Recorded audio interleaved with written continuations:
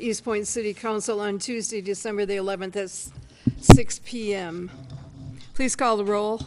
Councilmember DeMonico. Here.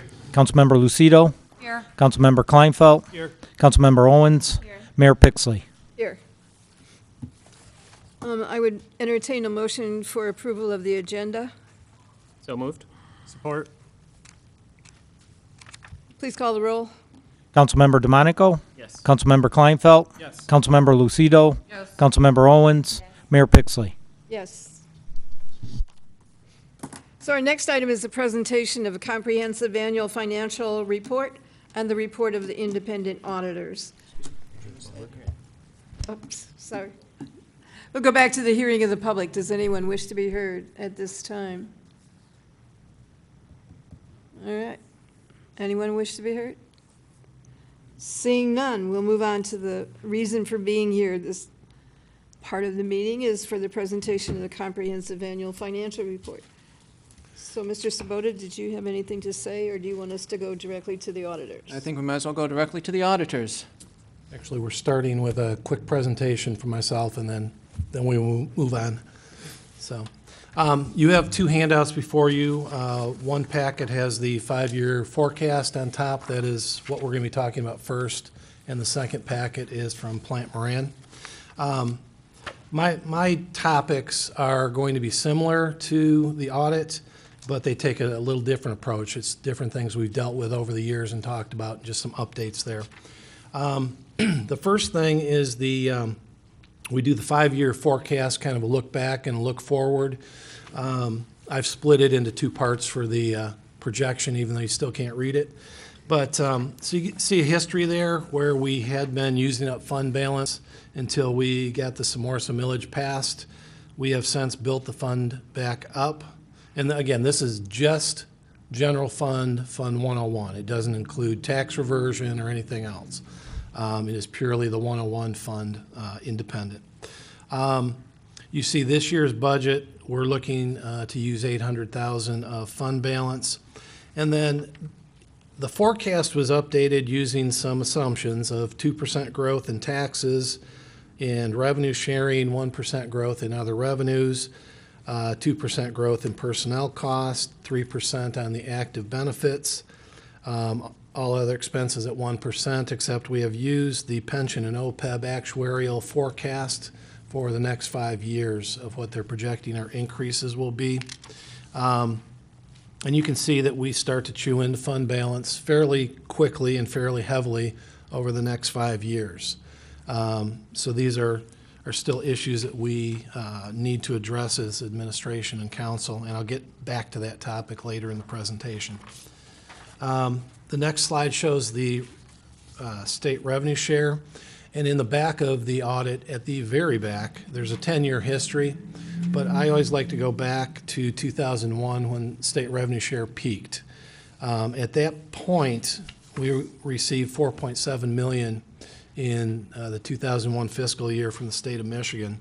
And since then, they've actually been cutting the revenue sharing as we've gone, basically to balance their own budget at the cost of the cities and villages and townships.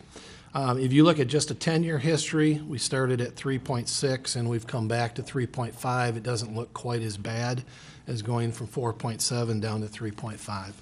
And that's why I wanted to reiterate that one. The next page has court revenue and expenditures. This is another one that you've seen before. It's just updated with 2018 actuals.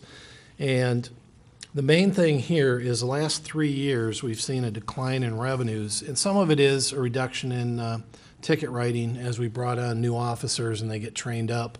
But the biggest impact is actually the ACLU settlement on the pay or stay case, where they're now allowing people to work out payment plans instead of going to jail, which sounds great, except nobody ever follows through on the payment plans, which then has driven up the court's costs because they now have a debt collector that has to go out and try and get the funds.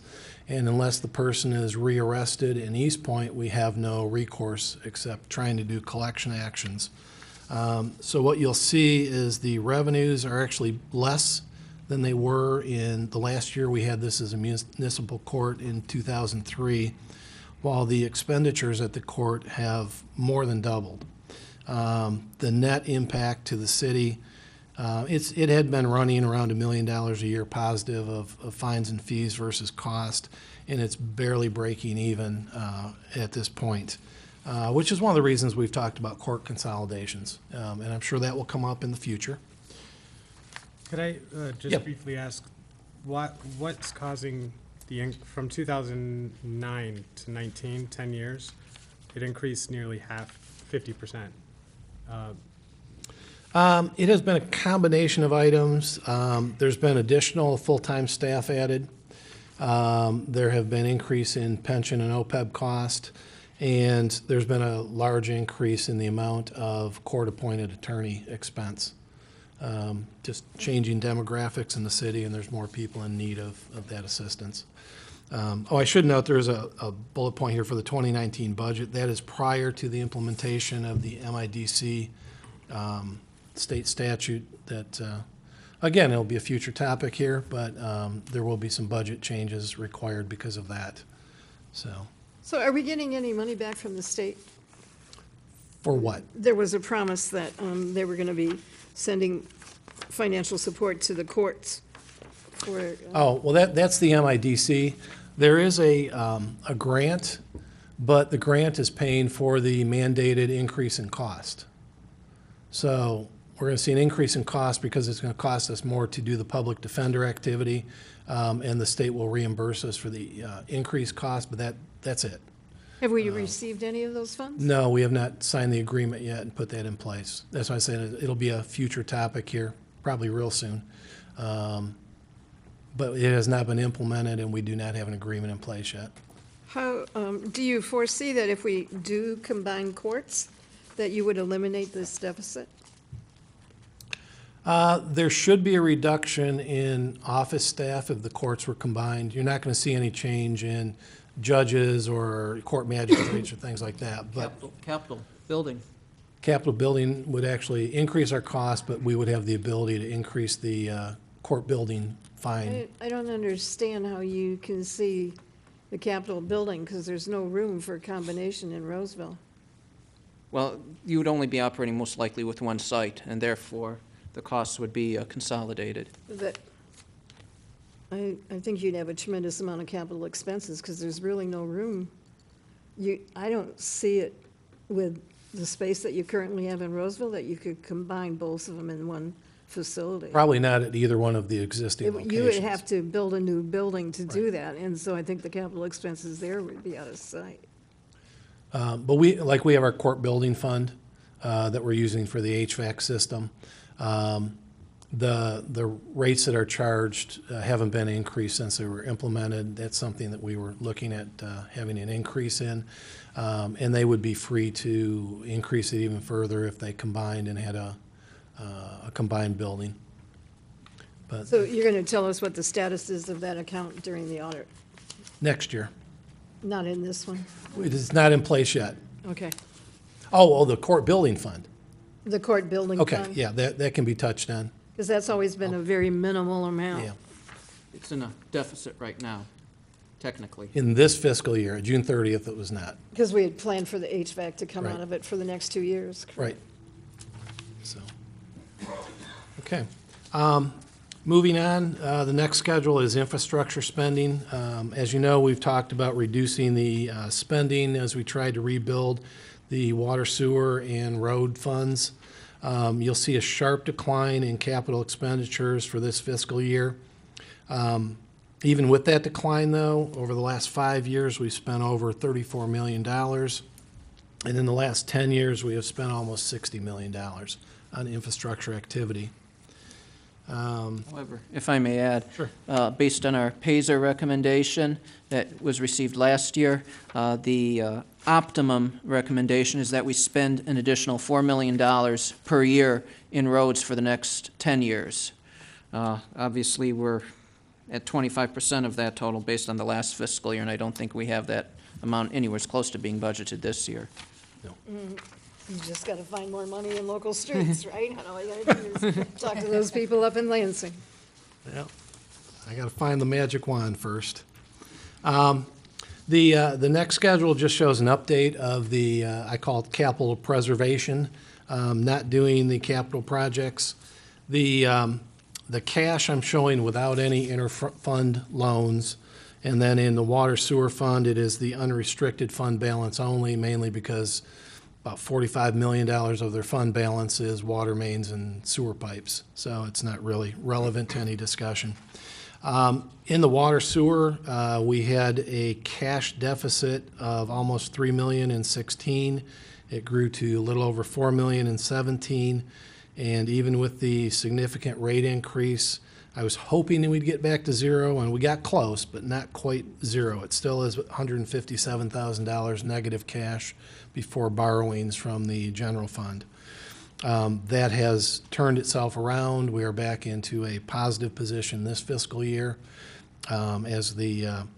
We've done some projects, but we have some more scheduled in the spring, and that's where we will be building up our cash reserves.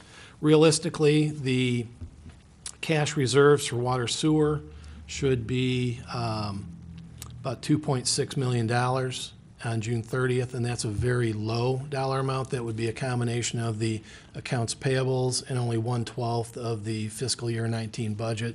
Preferably, it'd be about $4 million that would cover two months of the budget plus the accounts payable. So that still needs to be built back up on a cash balance. When is the borrowing going to be paid back? What about when then, you said? The borrowing is actually paid back. It's back to a positive cash position. Well, so then what's the difference between column 1 and 2 then, you're saying?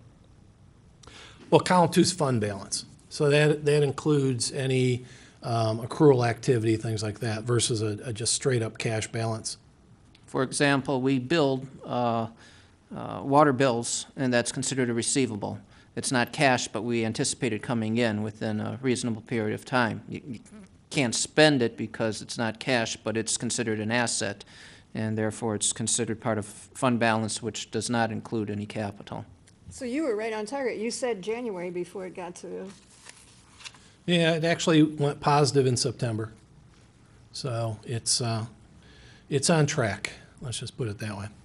On the major streets, you'll notice that we went from near zero on the cash up to about $1 million in cash, and fund balance is $1.1 million. On local streets, it was actually a deficit, cash deficit in 2016 with only $1,700 of fund balance. We took all these special state revenues for roads and put it into local streets, and we're able to build that fund up to a $1.3 million in cash and $1.4 million in fund balance. So not the $4 million a year we need, but better than it was 2 years ago. So, and then the next two charts, my final two, are OPEB and pension, or pension and OPEB, because that's the order I'm going in. And this is a historical reflection of assets, liabilities, and then funded ratio. At one point in 2001, we were 137% funded. There's not a direct correlation to the maximum revenue share, but I'll make it anyway. No. As you'll see, the assets have actually declined about 28% during this time frame, while liabilities have almost exactly doubled in that time frame. And this is after there's been significant cuts in the current employees' pension benefits. The liabilities continue to grow. It is something that needs to be addressed, but 49% funding is not acceptable to the state nor me as finance director. And then you've seen the growth in contributions that have been required. We've been making them, but when that exceeds $4 million, we're going to be having a tough time making those payments. OPEB's a little different story. First of all, we weren't required to do an actuary prior to 2008, and then we only did it every 2 years until 2016. That started off only 5% funded in the first actuary, but because of the constant changes in healthcare coverage, The liability has actually been able to be reduced a little bit, and this is before the impact of the recent change to the high deductible HSA plans. We expect another very positive impact on the liability, and the assets have been growing in this case, mainly because we haven't been spending it. We've been paying the premiums and then keeping the money invested, which we don't have that luxury on the pension side. Those are all the highlights I wanted to put forth, and at this time, I'm going to turn it over to Plant Moran.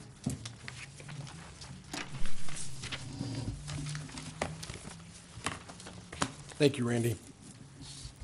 My name is Joe Kowalski. I'm with Plant Moran, and I have with me Tim St. Andrew and Stephanie Atkinson. And I'm just going to talk through one of the documents that you have today, which is the letter. And I'd just like to start by acknowledging the people involved in the audit. First, with this honorable body, thank you for the support in conducting the audit. And thank you to Mr. Sabota and to Randy for the cooperation and courtesy extended to us during the audit.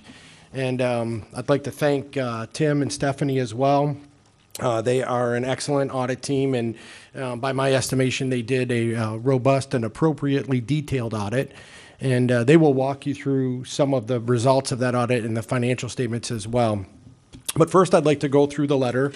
So if you have that before you, there's really 4 sections of the letter that are relevant for our discussion today. The first section is related to internal control. The second section are some communications that as auditors we're required to make to you as a governing body. The third section will be just another recommendation that we had observed as a result of the audit.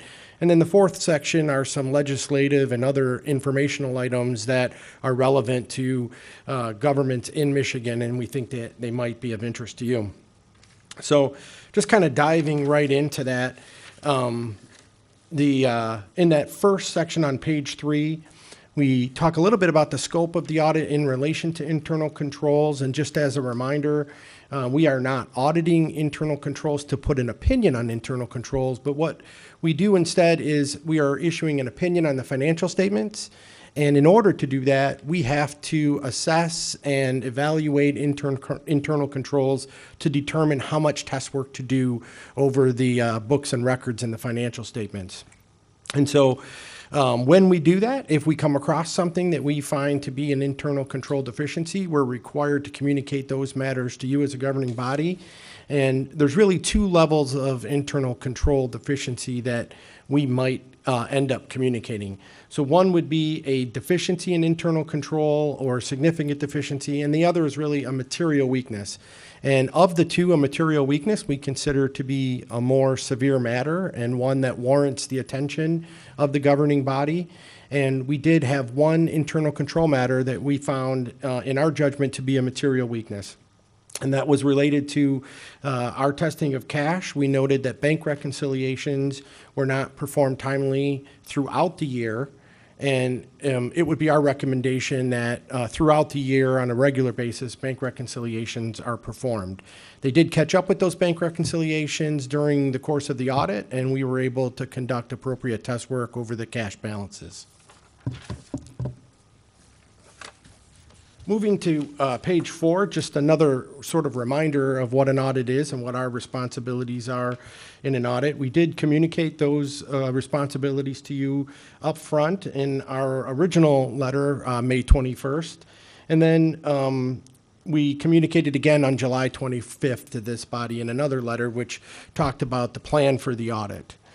The significant audit findings, which are also on page 4, just to comment that as far as evaluating the accounting policies used by the city, we find them to be of a high quality and in accordance with generally accepted accounting principles. Another matter to highlight is that the city implemented GASB statement number 75, which is accounting for OPEB or retiree health.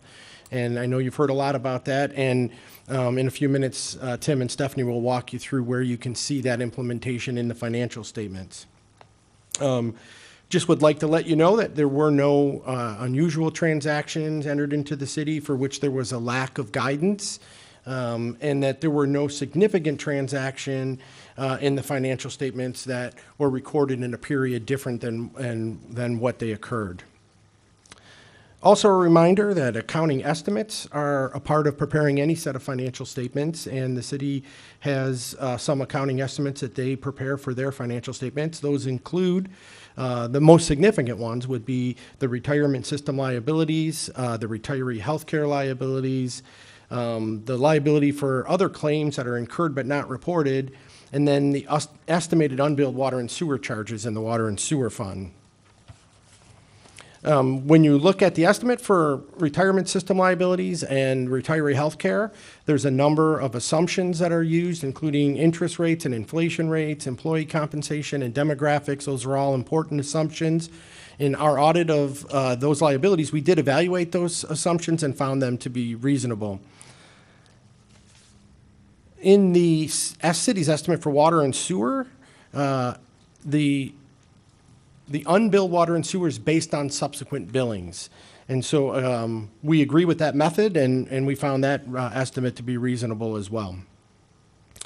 Lastly, kind of commenting on the financial statement policies and the quality of the statements, we found that the disclosures in the statement, which are the notes, were neutral, consistent, and clear.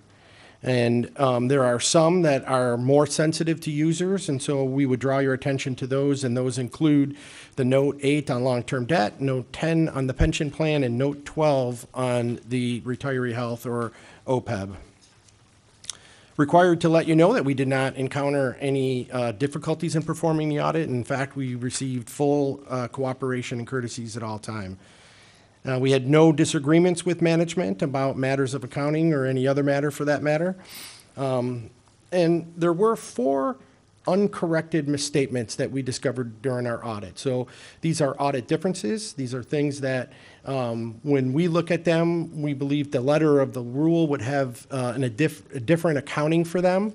But each of these 4, they're uncorrected because management found them to be not material. And we evaluated that assertion by management that they're not material, and we agreed with that. And so as a result of that, management decided not to record them, and we agreed that that did not impact the financial statements in any material way. Those 4 matters are listed starting at the bottom of page 5. The first one is simply that there's a trust and agency bond account activity in the 38th District Court is an immaterial amount. Management elected not to show that amount. We agree that it's not material, that it's not in there. The second one is related to liabilities that occurred at or near year end. And there were a couple that were recorded in one period, even though they occurred in another period. They were $6,000 and $7,000 respectively. And we agree that those are immaterial amounts. The third item, which is at the top of page 6, is a change in the allocation of the net pension liability, and there were some items there that would have been deferred but were expensed. Am I saying that right, Tim? Mm-hmm. Yep, thank you. And then the fourth item is some OPEB disclosures related to the death benefit plan are not presented with a June 30, 2018 measurement date, but instead a June 30, 2017 measurement date. And so we find that to not be a material matter as well. But we are required to bring them to your attention, so that's what we're doing today. A couple of other things. Management provided to us a representation letter dated December 4th. That is a letter where they're communicating to us all of the things that we think are important for them to assert, such as they provided us with everything, they answered all of our questions truthfully, and other matters similar to that. Management did not consult with any other accountants, and basically this means opinion shopping or trying to exert pressure on us based on a different accountant's opinion. And there is some other information in the audited financial statements, and not all of that information has the same level of audit scrutiny and therefore opinion. It has some different aspects to how we audit that, and it's mostly comparing it to the audited financial statements, and that's actually pointed out in our auditor's letter. So moving on to section 3 of our letter, which is other recommendations. This is just a fairly straightforward recommendation that for the retiree healthcare and employee death benefit fund, the city doesn't have an official investment policy, and we believe that an official investment policy should be developed. So on page 8, section 4, this is where all of the legislative and other informational items are contained. And so we think that there's a lot of information in there that would be of interest to you. So I would recommend that you read this information, and if you have any questions, absolutely feel free to ask us those questions or give us a call. So I guess I'm going to turn it over to Tim and Stephanie now and let them walk you through the financial statements unless there's any other questions you have about the content of the letter. Thanks, Joe. So what I'll do is, like we've done in prior years, I'll go through some of the key highlights in the city's comprehensive annual financial report.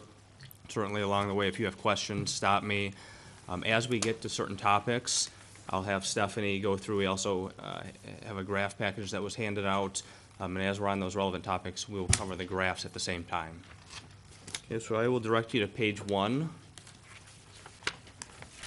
And this is our auditor's report. And towards the bottom, you will see a opinions heading. And really, the first line says it all, that in our opinion, the financial statements referred to above present fairly. And so what that means is the city did receive an unmodified, clean opinion. So that's the highest form of assurance that we can provide.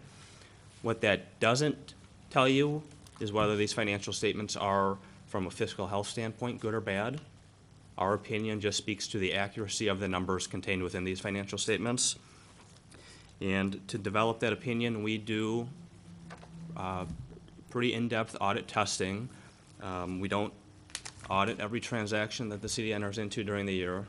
There's a cost benefit that we do. So we do perform a lot of transaction testing on a sampling basis. So we set various thresholds throughout the audit. Anything that we deem to be material, we'll test everything above that threshold. Anything below it, we will sample. We do perform analytical procedures, and we do confirm certain balances with third parties, such as banks, actuaries, third-party administrators. I'll have you jump to page 10.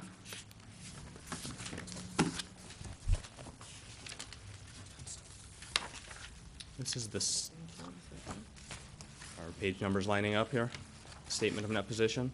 You're getting there. Okay. Okay, so this is the statement of net position.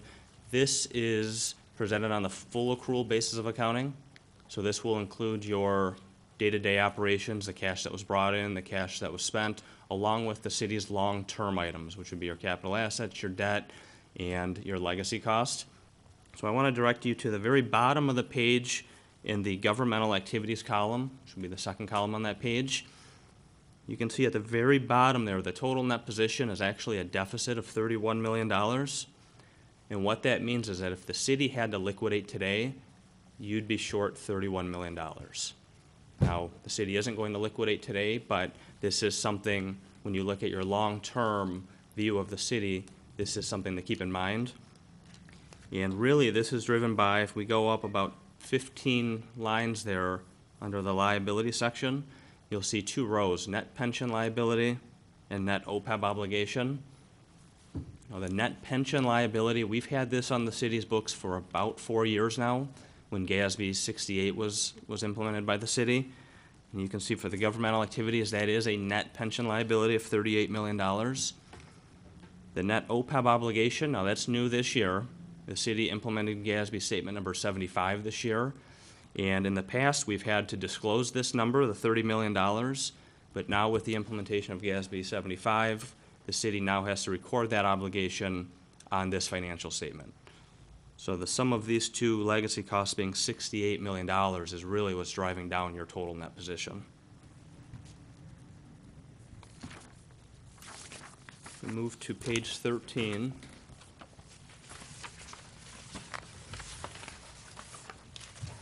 This will be our governmental funds balance sheet. And as we get through the governmental funds, I will focus on the general fund. But one thing to note, the general fund, as you see it here on page 13, does include the tax reversion fund. Governmental accounting standards does require for this financial statement that we merge the two together. So if I can direct you towards the bottom of the page, I just want to touch on a few things in the fund balance section. The second row from the bottom is your total fund balance. So we did end the year at $12 million fund balance in the general fund, which is an increase of $1 million from last year. In the middle of that, you'll see 7 rows under the committed fund balance. Now, these are all on here due to a resolution passed by the city council. All of these are in accordance with the city's fiscal policy that was adopted several years ago. And on page 15,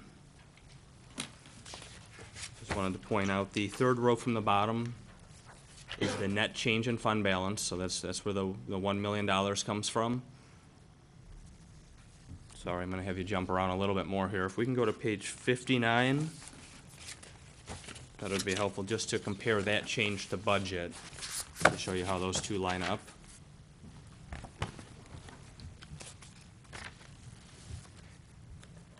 Okay, so on 59, third row from the bottom again, you can see the net change there in the third column was the one, and this page 59 is just the general fund, so the numbers won't line up exactly with page 13 and 15, but page 59 is just the general fund. You can see there was a $1.1 million net increase in fund balance, which was $924,000 better than budget. And as you look in the far right column there, you'll see the variance with the amended budget. And on the revenue side, there were some ups and downs, but overall, it was pretty close to your amended budget. Looking at the expenditures, the two big variances would be police and fire, which make up approximately $640,000 of that variance, and most of that would be unfilled positions, so personnel costs. So with that, we'll have Stephanie cover the first few graphs that touch on general funds. We can look at it from a trend analysis. All right, so what this graph is going to show you is the breakout of revenue sources in the general fund. Year over year, our revenues are pretty consistent. You do see a trend up in the property taxes, so that's good. The most significant sources is SMORSA and property taxes, but year over year, these are looking pretty consistent. So one thing on the property taxes, so that the trend is moving in the right direction, so you are seeing these increases each year, which is great. But if you were to do a 10-year analysis and look at where you've gone, so in 2009, the city's taxable value was $785 million. At the end of 2018, that was $450 million. So you're still 43% off from where you were 9 years ago. So that's a huge drop. And with Proposal A only allowing for the lesser of 5% or inflation, it's going to be a slow climb.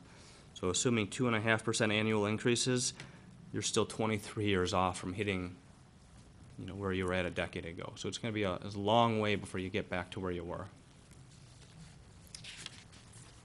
Mm-hmm.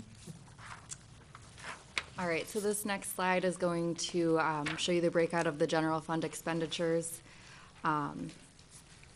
Your general government and public safety expenditures have increased over prior year, with the others remaining pretty consistent. Those increases were primarily related to wage and fringe increases and then some other miscellaneous expenses. Next. If I may, Yep. for general government, majority of that, I believe, was related to the current litigation that we have, attorney costs. Yes, that was That was one the of them. significant one there. Yep. All right, so this next graph is going to show annual expenditures in relation to fund balance. As Tim had mentioned, our general fund balance has increased about $1 million this year. And it looks pretty good compared to annual expenditures, but I'm going to have us flip to the next slide. And of that $12 million, it's going to show you how all of those are broken out. About $260,000 is non-spendable, so that's a long-term receivable, some prepaids. 9.5 million is committed, and about 800,000 is assigned. Oh wait, why is mine? That's right, there's a right. Yeah, yours. Okay. And then 1.5 million is what your unassigned balance is. Is there supposed to be a number for assigned? Here? For assigned, it was a last minute change. Oh, okay. So if you were to look at the financial statements, there's 800,000 that is assigned. It didn't make it to your This. version of the graphs. Okay. I think if you could jump Two. to.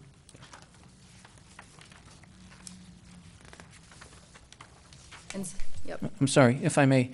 The assigned fund balance is what council was using to balance the budget for the current year. So that's where the number is. So if you're using fund balance to budget, balance a future year budget, it's considered either assigned or committed for the financial statement for the year that just ended. And so another point to make with our fund balance and going forward is, if we look at this graph, this is our past history of pension and OPEB contributions with looking forward to our projections. The most significant is going to be the projections from MERS for pension. If you see, looking out to 2024, we're almost reaching $6 million of what they're projecting required contributions to be. And these increases aren't to get you to a higher funding level. They're not additional contributions. This is just your baseline, so you don't fall further behind. This is the climb that they're expecting in the next 5 years. So it's a pretty dramatic increase. Okay. I think if we move back to the financial statements, we can go to page 17 and look at the water and sewer fund. I think Randy did a nice job in his opening of touching on all of the points that I was going to make, but just to show you where those are at in the financial statements. So again, on page 17, Randy did speak to a net cash deficit of $156,000. And to come up with that number, if you look at the first row there, you'll see cash and cash equivalents of $43,000. But if you go further down, about halfway down the page, the second row under liabilities, you'll see there's a due to other funds of $200,000. So that's the $200,000 is due to the general fund. And so when you net those two, you come up with that net cash deficit. As Randy mentioned, you are better off than you were a year ago, so you did add to your unrestricted net position. What I don't think he mentioned was a lot of that was due to the capital spending being much less than it was the prior 2 years. So if you were to look at the last 2 years, you were at $4 million and $7 million invested in the utility system. This year it was just north of $800,000. So much less spent on the infrastructure this year. Before we move on to the footnotes, which really the two I'll focus on will be the legacy costs. Were there any questions on the actual financial statements while we're here? I just had a question about the pension, because it was MERS that changed all the assumptions 2 years ago, was it? Mm-hmm. So you can really see an incremental just related to that, correct? Yeah, so these increases that we see here, they're actually, the big reason for it is they're phasing that 25 basis point reduction in their discount rate over 5 years, because they knew that the communities wouldn't be able to handle that kind of increase in year one. So they are smoothing it in. That's why you're seeing this gradual increase, but that is a big reason for the increase. Well, I just want to add on that although just because we moved to MERS doesn't mean that's the reason they changed the actuarial assumptions. Those changes in assumptions were basically mandated for anyone who has a pension system, going to different mortality tables, making different rates of assumption for return on investment, increases in salaries, and even the state legislation that's been passed in regards to monitoring the fiscal health of our pension and OPEB systems. They're even putting in statutory assumptions that we need to make as well. So we also have state law that's more or less restricting how liberal we can be in estimating what our future liabilities will be. So they're very conservative in terms of the numbers that they're coming out with, which in turn then for pension and OPEB plans that are significantly underfunded would result in an accelerated repayment schedule, or would appear as though the need for infusing of cash is much greater than it may actually be. I'd like to ask a question related to that. Speaking about the new laws, this might be for you guys or for Randy. Should we be expecting a review, internal review from the Municipal Stability Board? They haven't started doing that for other communities yet, have they? No, and I don't, Randy, if you want to touch on if you've had any correspondence. Yeah, if you recall, we submitted a waiver that was denied. We submitted a corrective action plan that has been rejected, and we have now, well, they gave us 180 days. Well, No, 60. it was a 60 days from the rejection to come up with a new corrective action plan, which we have not submitted yet. It'll come before council before we do. If they don't like that one, they may show up at our doorstep, but I can't answer And what that. would they do? That's a good question. Because all of their recommendations, we've already done. And Correct. that's been And we're not the only city that finds ourselves in the same position. right. I mean, there's other cities that may not have done everything we've done, but we've reduced benefits. We not only We've- reduce benefits, we've reduced people, and we've Oh, yeah, almost completely eliminated the pension program except for new hires, so. And then they still won't change the legislation to let us bond it. So I don't know what the state would do if they came in here. In fact, I'd sit back and watch, because I want to know what they would do. Just say, come on up with an idea Yeah. that we haven't tried. I'm Okay. out of creative juices. That just looks like such a spiral up, and there's nothing to say. This is when MERS changed all their assumptions, and the assumptions were mandated by legislature. So they really created the problem in a long run. So it's scary. All right, go ahead. And actually, one more point on that, as part of the Public Act 202, they are coming out with the uniform assumptions. And so when you measure your pension liability under the new uniform assumptions, you're actually going to come out a lot worse than you are now, because the biggest assumption is going to be the discount rate, and they want everybody to use 7%. You're currently at 7.75 or 8%. And so, and we'll get to in the footnote what that sensitivity analysis looks like, but it's a significant increase in your liability as you reduce that discount rate. How did we get to 7.5 from 7? No, we were at 8, and MERS dropped it to 7.75. The state is dictating that we do a separate calculation using a 7% rate of return. So we're going to have two separate ones. Because in the sanitary district, didn't we maintain it at 7? Sanitary district was already down at 7. Yeah. Just that 0.5 makes such a dramatic difference. Yes. So at this point, the new uniform assumptions won't change the way you fund it. It's going to be more for comparability to the other local units, so everybody's on the same platform when you're comparing funding levels between communities. Okay, I will have you jump to page 35 here.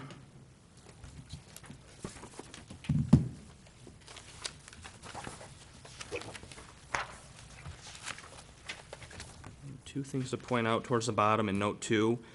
The first table here, as part of the state's Construction Code Act, the city is required to track the construction code activity, the revenues and the expenditures, and that does include permit activity, and track whether you have a cumulative surplus or a cumulative shortfall in that activity. And as you can see here, since January 1st, 2000, the city does have a cumulative shortfall of $5.2 million, meaning that your cost to operate construction code activity far exceed the revenue that you bring in. And then the second point to make on this page, there is a section for non-compliance with legal or contractual provisions. The city was in violation of Public Act 2 of 1968 in that there were 3 funds that were budgeted with deficits. Okay. I'm going to end with going through a couple things with pension and OPEB. So if I can have you jump to page 47.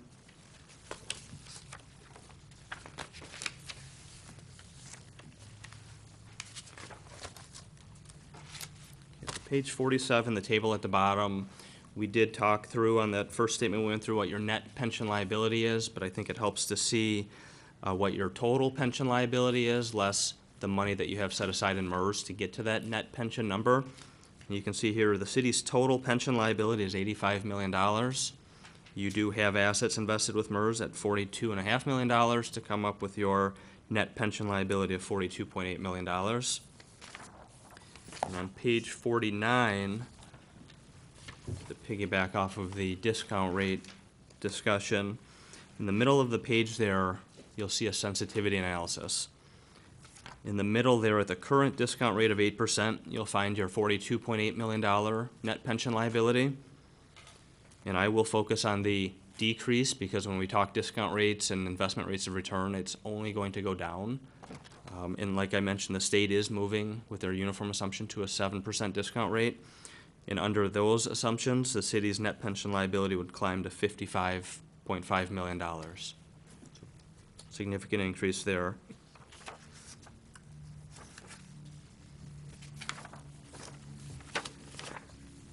Page 50, Excuse me, Yes. 51.5. $51.5 million. Okay. Page 51, just have two similar tables for OPEB, retiree healthcare. On page 51 here at the bottom, the city's total OPEB liability is $41.6 million. You do have $8.7 million set aside for this liability, which brings you to a total net OPEB liability of $32.8 million, which would equate to 21% funding levels. And on page 54, we again have the sensitivity analysis. With OPEB, we have two key assumptions. One would be the discount rate, the second being healthcare cost. And on the top table here on page 54 would be our sensitivity analysis for the discount rate. Again, the current discount rate in the OPEB plan is actually 6.75%, which is entirely driven by the investments that the plan currently has. And if you were to reduce that 1%, you can see that the liability jumps up about $5.4 million. So again, significant increases in your liability as you scale back on the discount rate. And halfway down the page, you'll see our sensitivity analysis for the healthcare cost trend rate. Right now, the actuaries are assuming an 8.5% increase in healthcare cost, decreasing down to 4.5% over time. And if we look to the column to the right, you'll see that if they're off 1%, meaning that if that cost trend goes up 1%, the city's liability goes up $5.5 million.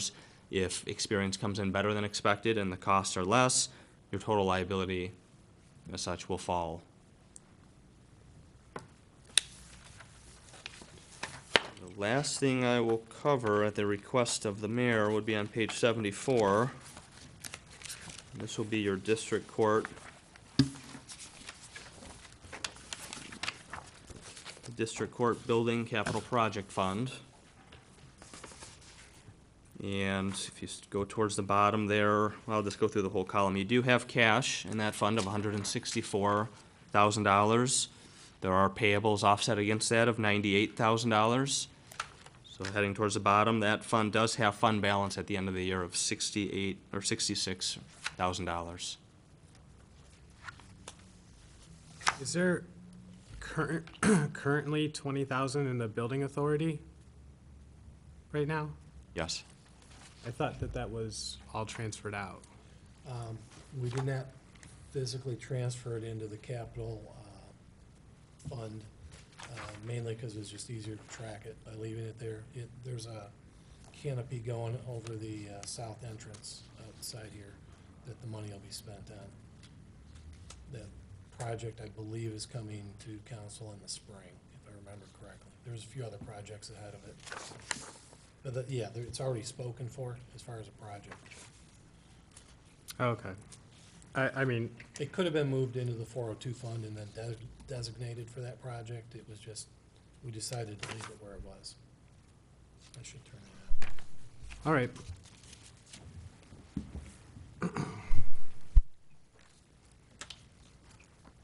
Thank you, sorry. Oh, you're welcome. Yeah. So that's all we had to cover with you tonight. So again, we're happy to answer any other questions that you may have.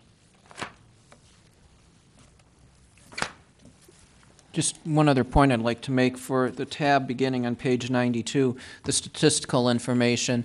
Just want to make it clear to council and to the public that this is information that we are inserting into our report in order to present this to the Government Finance Officers Association to receive an award for this being a comprehensive annual financial report. These figures are not audited. They're only presented for informational purposes. I actually do have one question that you touched on in the beginning. I think you answered this last year too. The bond account with the court, is that just when they receive forfeited bonds? And I think they just send it to the state. I don't think they keep those funds. Is that why it would be not? No, I think it's just the bond that they have to place on, the judge will come up and say, you have to put $50 down on a bond or whatever.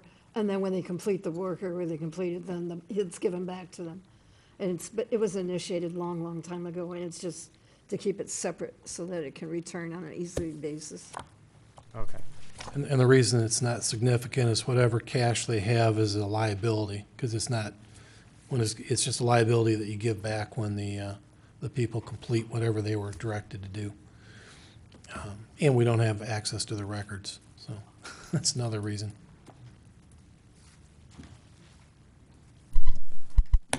And every year it gets written up, we probably ought to do something about it. Nothing else?